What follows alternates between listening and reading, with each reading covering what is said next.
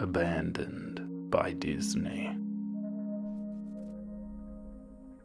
Some of you may have heard that the Disney Corporation is responsible for at least one real-life ghost town. Disney built the Treasure Island Resort in Baker's Bay in the Bahamas. It didn't start as a ghost town. Disney's cruise ships would actually stop at the resort and leave tourists there to relax in luxury. This is a fact. Look it up. Disney blew $30 million on the place. Yeah, $30 million. Then, they abandoned it. Disney blamed the shallow waters, too shallow for their ships to safely operate. And there was even blame cast on the workers, saying that since they were from the Bahamas, they were too lazy to work a regular schedule. That's where the factual nature of this story ends. It wasn't because of sand. And it obviously wasn't because foreigners are lazy. Both are convenient excuses.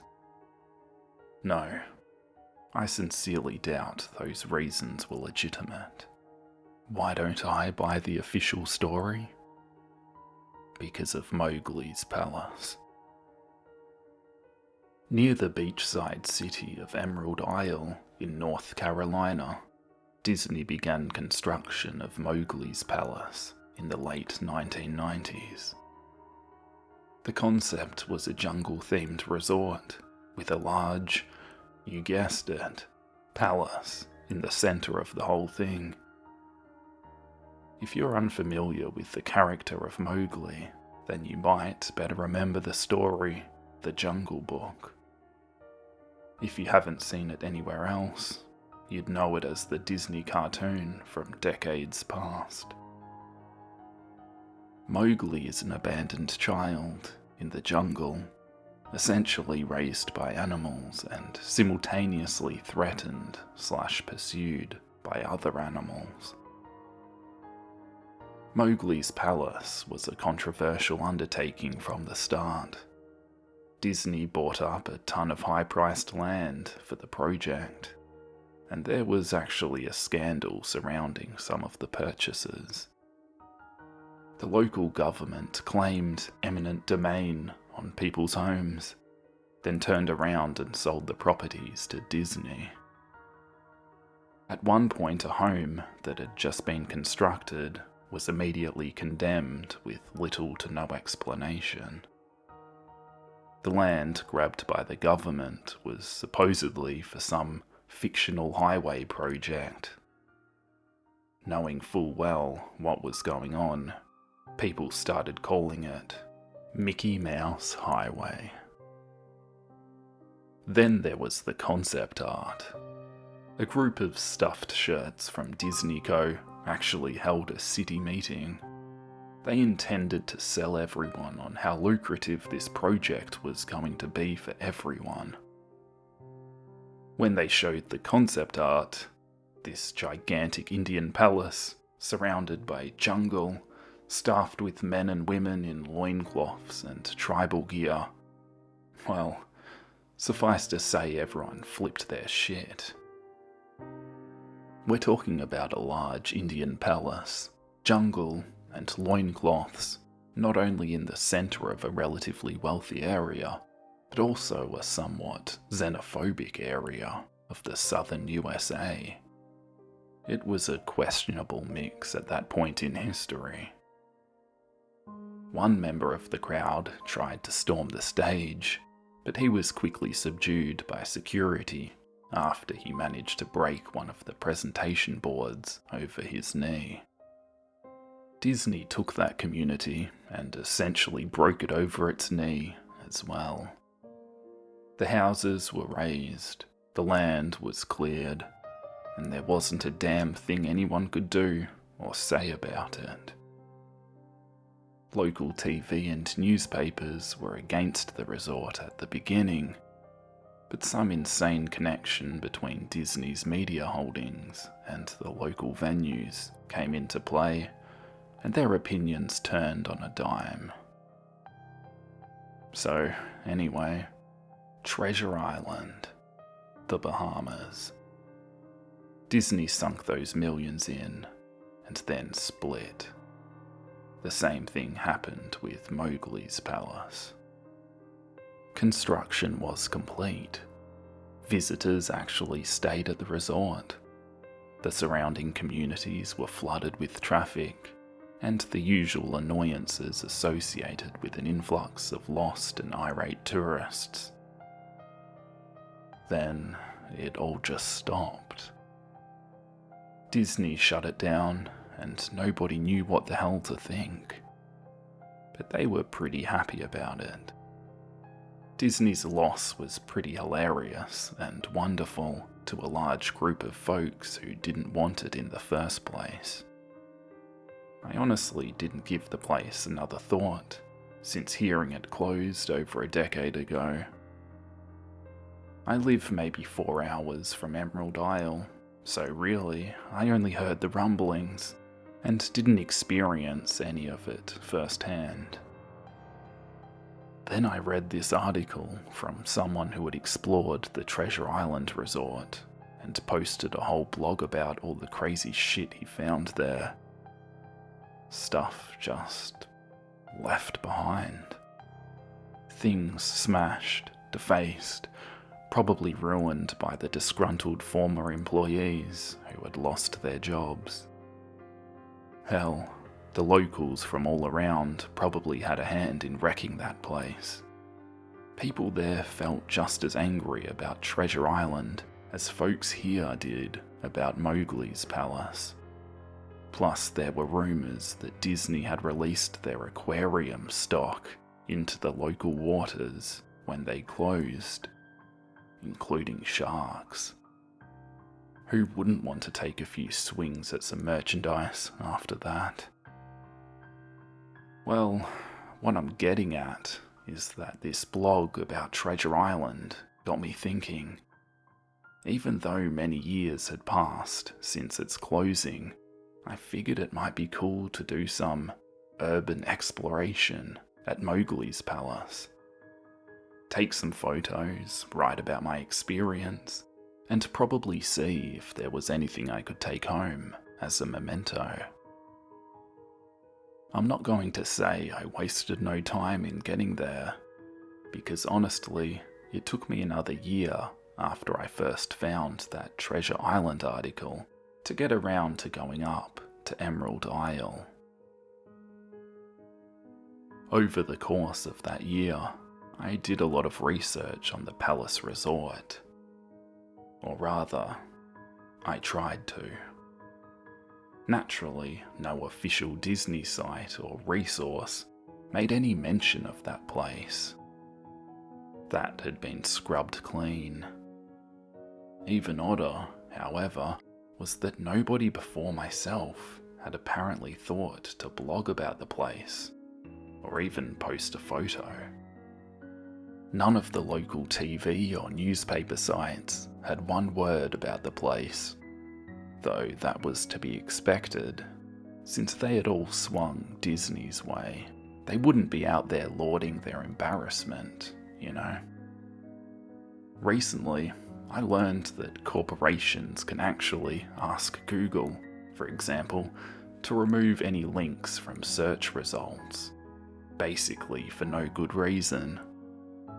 Looking back, it's probably not that nobody spoke of the resort, but rather their words were made inaccessible. So, in the end, I could barely find the place. All I had to go on was an old as hell map I'd received in the mail back in the 90s. It was a promotional item sent out to people who had recently been to Disney World. And I guess, since I'd been there in the late 80s, that was recent. I didn't really intend to hang on to it. It just got shoved in with my books and comics from my childhood. I'd only remembered it months into my research, and even then, it took me another few weeks to locate the storage bin my parents had shoved it all into. But I did find it. Locals were no help, as most were transplants who had moved to the beach in recent years, or old residents who just sneered at me and made rude gestures the second I managed to say, "Where would I find Mowgli's?" The drive took me through an inordinately long corridor of overgrowth, tropical plants that had run rampant and overpopulated the area, mixed with the native species of flora that actually belonged there and had tried to reclaim the land. I was in awe when I reached the front gates of the resort. Tremendous monolithic wooden gates, whose supports to either side looked like they must have been cut from giant sequoias. The gate itself had been gouged in several places by woodpeckers and eaten away at the base by burrowing insects. Hanging on the gate was a sheet of metal, some random scrap, with hand-painted letters scrolled in black. Abandoned by Disney. Clearly the handiwork of some past local or an employee who had wanted to make some small protest. The gates were open enough to walk through, but not drive, so grabbing my digital camera and the map, whose flip side showed a layout of the resort, I set off on foot. The inner grounds of the place were just as overgrown as the entryway. Palm trees stood untended and ragged among piles of their own coconuts. Banana plants similarly stood in their own stinking, bug-ridden refuse. There was this sort of clash between order and chaos, as carefully planted rows of perennial flowers mixed with obnoxious tall weeds and stinking blackened mushrooms. All that remained of any outdoor structures were broken, rotting wood and various charred bits of unidentifiable material. What was most likely an information booth or an outdoor bar was now simply a pile of assorted debris chopped up by past vandalism and ravaged by the elements. The most interesting thing on the grounds was a statue of Baloo, the friendly bear from the Jungle Book, which stood in a sort of courtyard in front of the main building. He was frozen in a jovial wave towards no one, staring into empty space with a silly, toothy grin as bird shit covered whole swathes of his fur, and vines ensnared his platform. I approached the main building, the palace, only to find the outside of the building covered in graffiti, where the original paint hadn't peeled and chipped away. The front doors weren't just open, they had been taken off their hinges and were stolen. Above the front doors, or the gaping maw where they had been, someone once again painted, "Abandoned by Disney."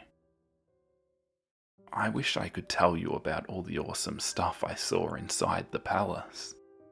Forgotten statues, abandoned cash registers, a full-fledged secret society of homeless bums. But no, the inside of the building was so stark, so bare, that I actually think people had stolen the moulding off the walls. Anything that was too big to steal, counters, desks, giant fake trees, they were all resting amid this empty echo chamber that amplified my every step like a slow rat-a-tat of a machine gun. I checked the floor plan and headed to all the locations that might seem in any way interesting. The kitchen was, as you'd imagine, an industrial food prep area with all the appliances and space, no expenses spared. Every glass surface was broken, every door knocked off its hinges, every metal surface kicked and dented. The entire place smelled like very old piss. The huge freezer, not even remotely cool now, had row upon row of empty shelf space. Hooks hung from the ceiling, probably for hanging cuts of meat. And as I stood inside for a moment, I noticed they were swinging.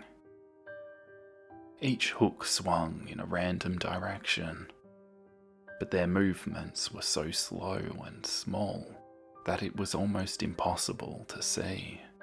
I figured it had been caused by my footsteps, so I stopped one from swinging by clutching it in my fist, then carefully letting go. But within seconds, it started to swing once more. The bathrooms were in much the same state as the rest of the place. Just like the Treasure Island resort, someone had methodically smashed each porcelain commode with coconuts and other implements. There was about a half-inch of rancid, stinking, stagnant water on the floor, so I didn't stay there very long. What's odd is that the toilets and the sinks and the bidettes in the ladies' room, yes, I went there, all dripped, leaked, or just ran freely. It seemed to me that they should have shut the water off long ago. There were plenty of rooms in the resort, but naturally I didn't have time to look through them all. The few I did peer into were similarly wrecked, and I didn't expect to find anything there. I thought there was actually a television or radio in one room, as I really think I heard a quiet conversation coming out, though it was like a whisper, probably my own breathing echoing in the silence, or just another case of the sound of flowing water playing tricks on the mind. This is what it sounded like. 1. I didn't believe it. 2. Short unknown reply. 1. I didn't know that. 2. Your father told you. 1. Unknown reply, or possibly just weeping. I know that sounds ridiculous. I'm just telling you what I experienced. Why I thought there might have been something running in that room. Or worse, some vagrants who had holed up there and probably would have knifed me.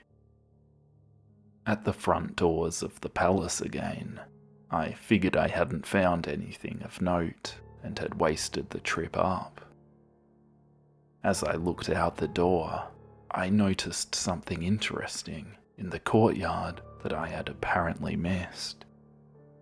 Something that would give me at least one thing to show for all my trouble, even if it was just a photograph.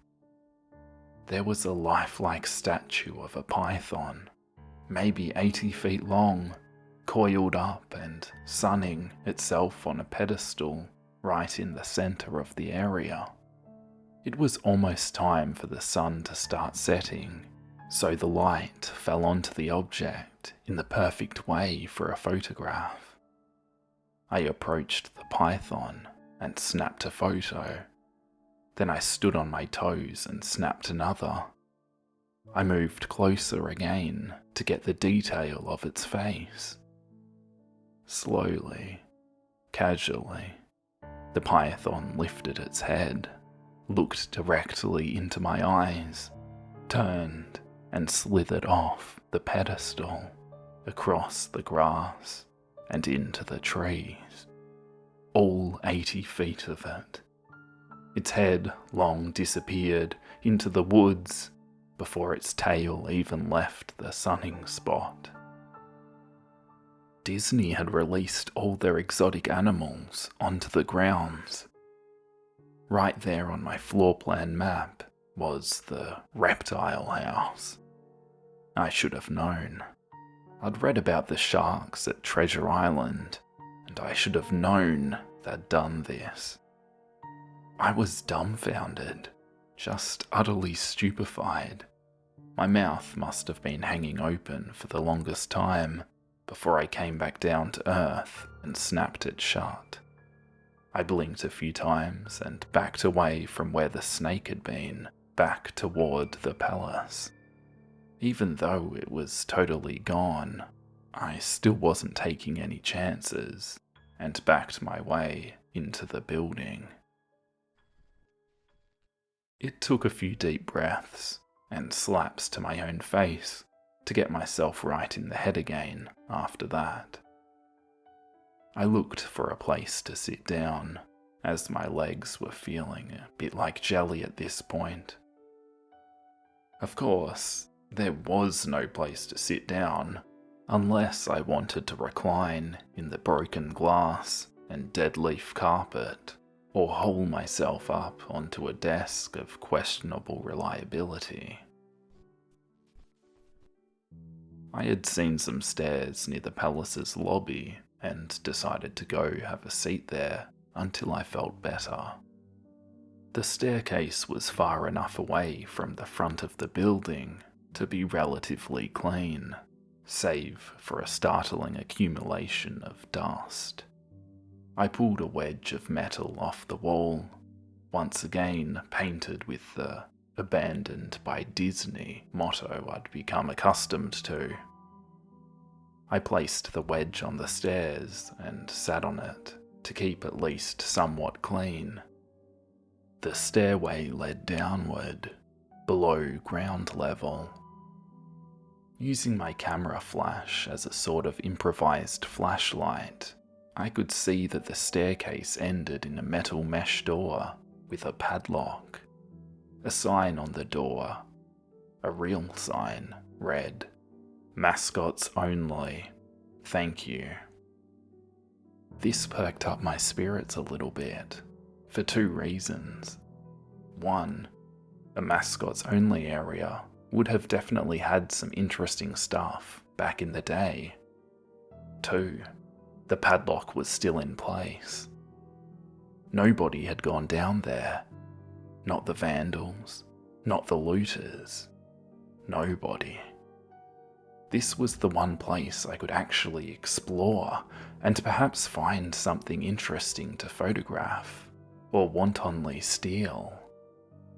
I had come to the palace essentially agreeing with myself that it was okay to take anything I wanted because, hey, abandoned. It didn't take much to bust the lock. Well, actually, that's wrong. It didn't take much to bust the metal plate on the wall that the padlock was hooked to. Time and decay had done most of the work for me, and I was able to bend the metal plate enough to pull the screws out of the wall. Something nobody else had apparently thought of, or hadn't been able to do at the time. The mascots only area was a startling and very welcomed change from the rest of the building I'd seen. For one, every second or third fluorescent light overhead was illuminated, even though they flickered and faded randomly. Also, nothing had been stolen or broken, even if age and exposure were definitely taking their toll. Tables had notepads and pens. There were clocks. Even a punch-in clock on the wall, complete with filled-out time cards. Chairs were scattered around, and there was even a small break room with an old static-filled television and long rotted out food and drink on the counters. It was like one of those post-apocalypse movies where everything is left in the state of evacuation. As I walked the maze-like sub-basement hallways of the mascots-only area, the sights just became more and more interesting. As I went further, desks and tables were knocked over, papers scattered and almost melded with the damp floor, and a large carpet of mould was slowly overtaking the real rotting crimson floor covering. Everything was just sort of squishy. Anything wood disintegrated into mush when I applied even the least amount of force, and clothing items hanging on hooks in one of the rooms simply fell to moist threads if I tried to unhook them. One thing that annoyed me was the light was becoming more sparse and unreliable as I went further into the dank, suffocating depths of the place. Eventually I reached a black and yellow striped door with the words "Character Prep 1" stenciled on it. The door wouldn't open at first. I figured this was probably where the costumes were kept, and I definitely wanted a photograph of that twisted, stinking mess. Try as I might, whatever angle or trick I tried, the door wouldn't budge. That is, until I gave up and started to walk away. That was when there was a slight popping sound, and the door creaked open slowly. Inside, the room was completely dark, pitch black. I used the camera flash to look for a light switch in the wall by the door, but there was nothing. As I made my search, I was jarred out of my sense of excitement by a loud electrical buzz. Rows of lights overhead suddenly flashed to life, flickering and fading in and out like the rest I had passed. It took a second for my eyes to adjust, and it seemed like the light was going to just keep getting brighter until all the bulbs exploded. But just when I thought it would reach that critical stage, the lights dimmed a bit and steadied. The room was exactly as I had pictured it. Various Disney costumes hung on the walls, fully put together like strange cartoon cadavers hung from invisible nooses. There was an entire rack of loincloths and native clothes on hangers toward the back. What I found odd, and what I wanted to photograph right away, was a Mickey Mouse costume at the center of the room. Unlike the other costumes, it was lying on its back in the center of the floor like a murder victim. The fur on the costume was rotten and shedding, creating bare patches. What was even odder, however, was the colouring of the costume. It was like a photo negative of the actual Mickey Mouse. Black where he should be white, and white where he should be black. His normal red overalls were light blue. The sight was off-putting enough that I actually put off photographing the thing until last. I took a picture of the costumes hanging on the walls. Upward angles, downward angles, side shots to show an entire row of frozen, putrid cartoon faces, some with plastic eyes missing. Then I decided to stage a shot. Just one of the bedraggled character heads on the slick, grimy floor. I reached for the headpiece of a Donald Duck costume and carefully removed it so the thing wouldn't fall apart in my hands. As I looked into the face of the wide-eyed, mouldering head, a loud clattering sound made me jump with fright. I looked down at my feet, and there, between my shoes, was a human skull. It had fallen out of the mascot head and shattered into pieces at my feet. Only the empty face and lower jaw remained, staring up at me. I dropped the duck head immediately, as you'd expect, and moved for the door. As I stood in the doorway, I looked back to the skull on the floor. I had to take a picture of it, you know. I had to. For any number of reasons that may seem silly, but only if you don't think it through. I'd need proof of what happened, especially if Disney was going to somehow make this go away. I had no doubt in my mind, right from the start, that even if it was just gross negligence, Disney was responsible for this.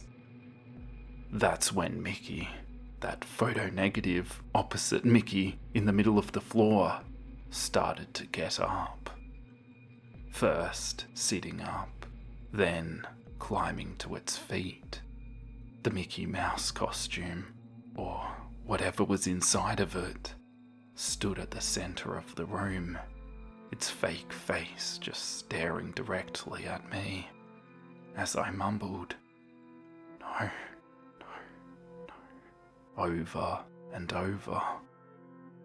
With shaking hands, a violently thrashing heart, and legs that had once again turned to jelly, I managed to lift the camera and aim it at the opposite creature, now quietly sizing me up. The digital camera's screen displayed only dead pixels in the shape of the thing. It was a perfect silhouette of the Mickey costume. As the camera moved in my unsteady hands, the dead pixels spread, marring the screen wherever Mickey's outline moved to. Then the camera died, went blank and quiet and broken. I raised my eyes once again to the Mickey Mouse costume. "Hey," it said in a hushed, perverted, but perfectly executed Mickey Mouse voice. "Want to see my head come off?" It started to pull at its own head, working its clumsy glove-clad hands around its neck with clawing impatient movements, similar to a wounded man trying to pull himself free of a predator's jaws. As it worked its digits into its neck, so much blood. So much thick, chunky yellow blood. I turned away as I heard a sickening tearing of cloth and flesh. Only cared about getting away. Above the doorway out of this room, I saw the final message clawed into the metal with bone or fingernails. Abandoned by God. I never got the pictures out of the camera. I never wrote the blog entry about it. After I ran from that place, fled for my sanity, if not my very life, I knew why Disney didn't want anyone to know about this place. They didn't want anyone like me getting in. They didn't want anything like that getting out.